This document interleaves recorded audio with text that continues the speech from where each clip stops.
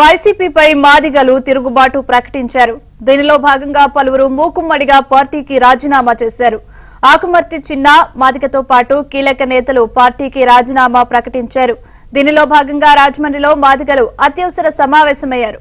వచ్చే ఎన్నికల్లో జగన్ ను గద్దె దింపుతామంటున్నారు. దీనిపై మరింత సమాచారం మా ప్రతినిధి రాజాబాబు అందిస్తారు.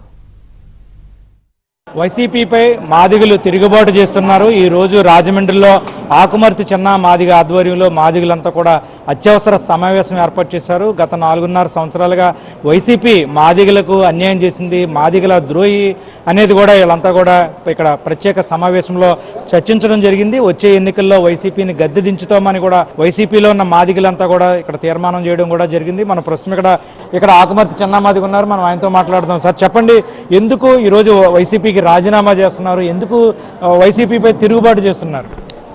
సార్, గత ఎన్నికల ముందు జగన్మోహన్ రెడ్డి గారు అధికారంలో తీసుకురావడం కోసం గతంలో వైసీపీ పాలన వస్తే దళితులు మరింత ఆర్థికంగా అభివృద్ధి చెందుతారు, దళితులకి రక్షణ ఉంటుంది, దళితులంతా కూడా భవిష్యత్తులో మరింత ఉన్నత స్థానం ఎదుగుతారనే ఆలోచనతో మేము ఆ రోజు జగన్మోహన్ రెడ్డి గారిని అధికారంలో తీసుకురావడం కోసం తీవ్ర ప్రయత్నం చేశాం. ఈ రాష్ట్ర ప్రభుత్వం వచ్చిన నాటి నుండి సుమారు 70,000 కోట్ల రూపాయలు ఏదైతే సప్లై నిధులు ఉన్నాయో ఒక్క రూపాయి అయినా మా దళిత గిరిజనులకి కేటాయించారని చెప్పి సూటిగా ప్రశ్నిస్తూ ఉన్నాం.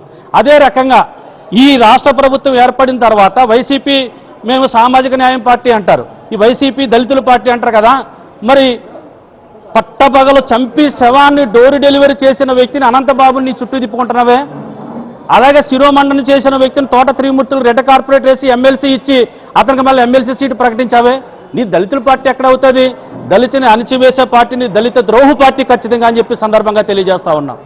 మీరు చెప్పండి, ఎందుకు వచ్చే ఎన్నికల్లో వైసీపీ ప్రభుత్వాన్ని ఓడిస్తానంటున్నారు? ఎందుకు మీకు అసంతృప్తి? ఎందుకు వైసీపీ మీద ఎందుకు ఈ విధంగా తిరుగుబాటు చేస్తున్నారు?